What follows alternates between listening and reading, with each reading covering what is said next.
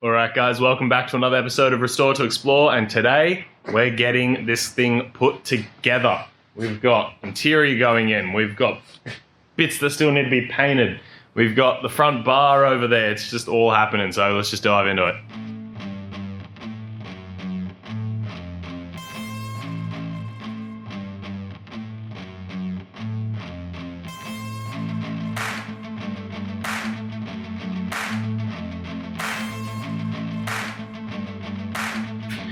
Under the bonnet here, I'm stripped back the original wiring loom and I've just started cutting the wires and putting new terminals on the ends of everything, and it's ripped in a couple places, so I'll replace those sections.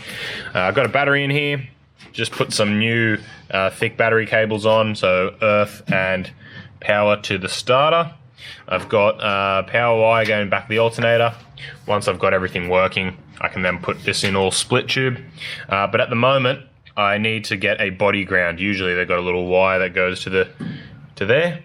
And I'm just gonna do one that goes under there so you won't be able to see it. So gonna get the body ground on, because at the moment, I've only got 9.5 volts between the chassis and the positive terminal. So it's not getting a perfect ground through the block. And that's why you need to have a chassis ground as well. So I'm gonna go ahead, do that, and then I'll be able to diagnose the voltage issues inside the car.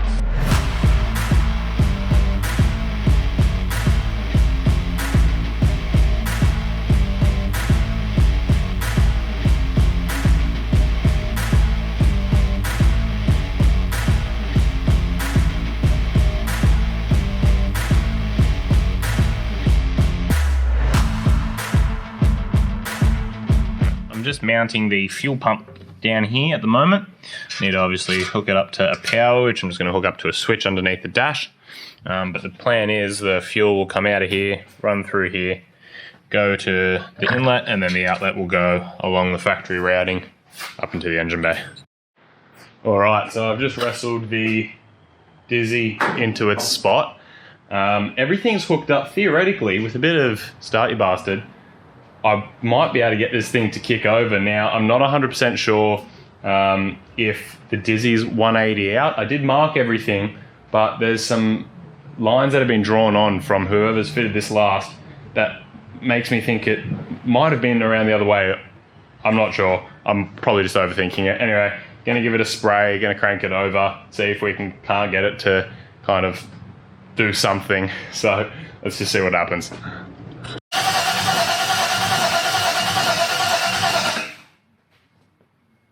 I'm trying to get this thing started and spraying some Start Your Bastard in the car, be cranking it over, and it's backfiring.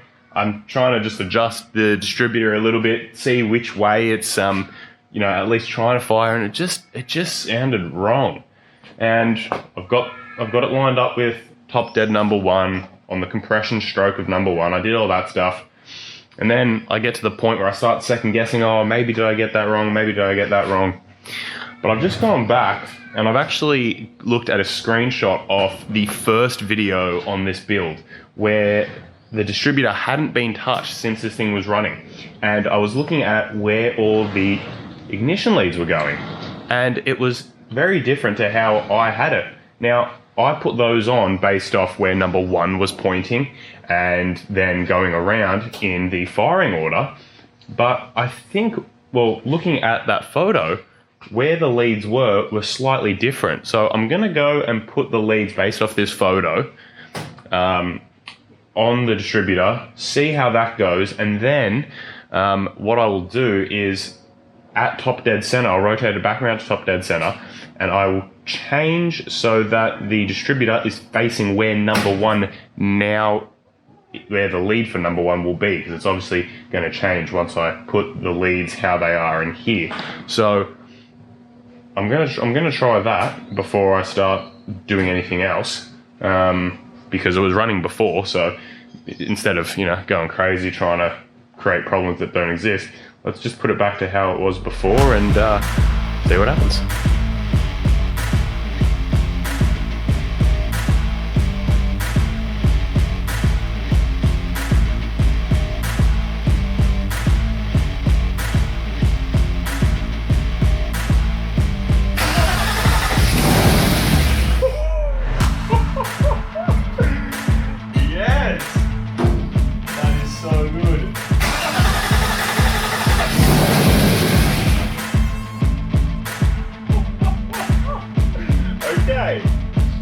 think that's a lot closer to where it needs to be.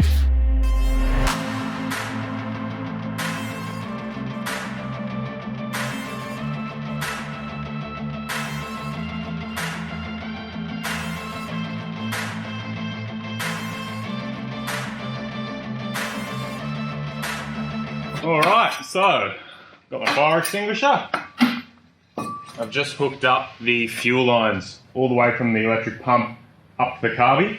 So I've got a switch inside the car. I'm actually hooking it up to the rear demister switch, because obviously in a sedan there's a rear demister. In a one tonner there isn't, so that switch is just empty. So I've hooked that up as my fuel pump on and off. So I'm just going to turn the fuel pump on, check the whole system for leaks, make sure we're getting fuel up to the carby, check all of that, and then I'll actually try starting it off the fuel tank. So one step at a time.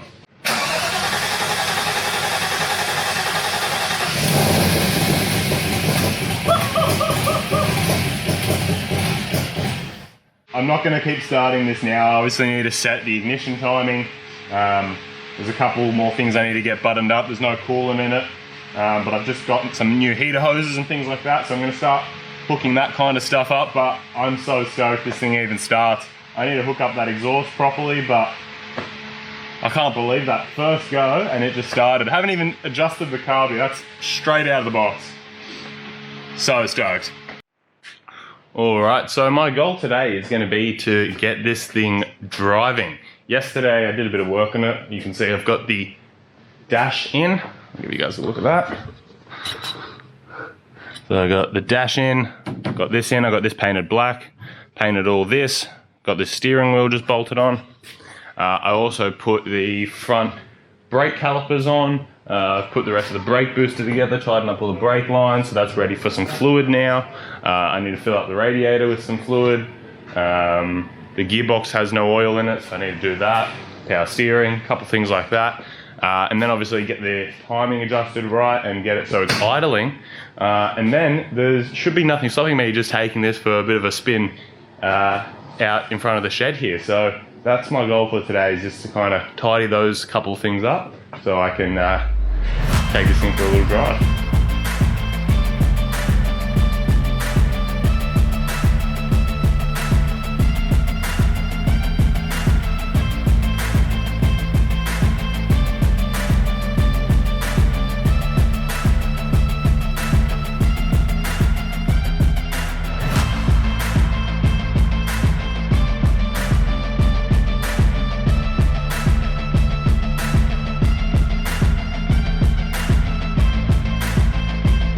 Alright, so I got a little bit stuck with bleeding the brakes. The soft lines here at the diff and that go to the front calipers, they were completely blocked. So the lines had swollen up.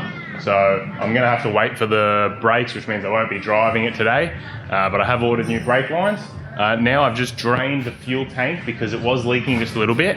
I've got a fuel tank repair kit, so I'm going to do that fuel tank repair now. I've also got some engine oil flush, so I'm going to put that in the engine. And I'm going to focus on getting the engine timed right and try and fix the exhaust leak. That's where the extractors go on with some exhaust cement so that I can quiet that down and kind of get this thing idling and running nice.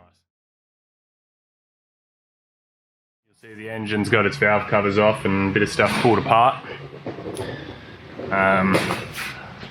So I started it this morning for the first time properly, trying to tune the ignition timing, get all that stuff set up, and the engine was really noisy, like top end noise. So I turned it off, pulled the valve covers off, made sure that all of the valves were moving so that, you know, none of the hydraulic lifters had failed, anything like that, and the whole top end under the valve covers was dry, so it wasn't pumping oil. Filled it with lots of oil. Overfilled it just to try and soak everything. Sometimes the oil pumps won't, because it's sat for a long time, oil pump might not have primed. So I overfilled it with the hope of filling the level up to where the oil pump is. And then took the plugs out, turned it over just one little rotation at a time. drain the excess oil back out, go to crank it again, and we could hear bottom end noise. So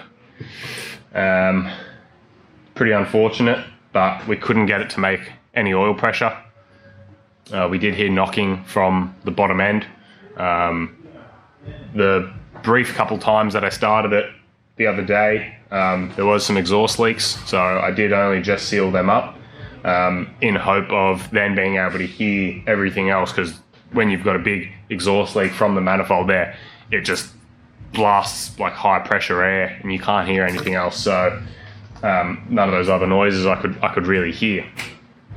So yeah, with the situation, no oil pressure, it's run just for a little bit with no oil pressure, and there is a noise which does sound like the start of a bottom end bearing, so conrod bearing or main bearing.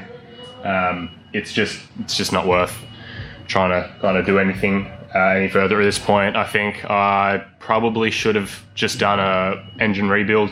When I had the engine out, it was already on the engine stand. It was a good engine, it was running, so you know, that was my reasons for not doing it at that point. But I'm pretty pissed off at myself, really, that I didn't kind of think about this. I should have. And usually I'm pretty quick to do an engine rebuild.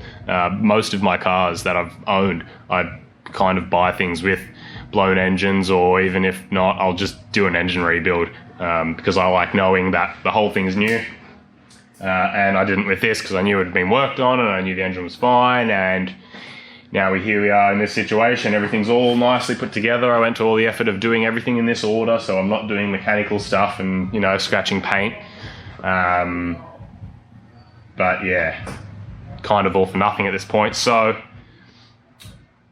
I'm going to have to pull the engine out. I'm going to do a full engine rebuild on it. So new bearings, rings, get the head sent off. So yeah, the whole shebang. But I am on a bit of a time schedule with this. I do need to get it done.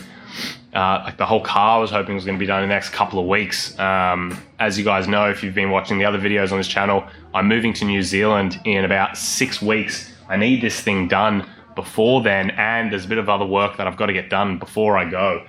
Christmas is coming up, New Year's, so it's really thrown a spanner in the works. So I'm going to go have some lunch, and then I'm just going to get straight into ripping this engine out.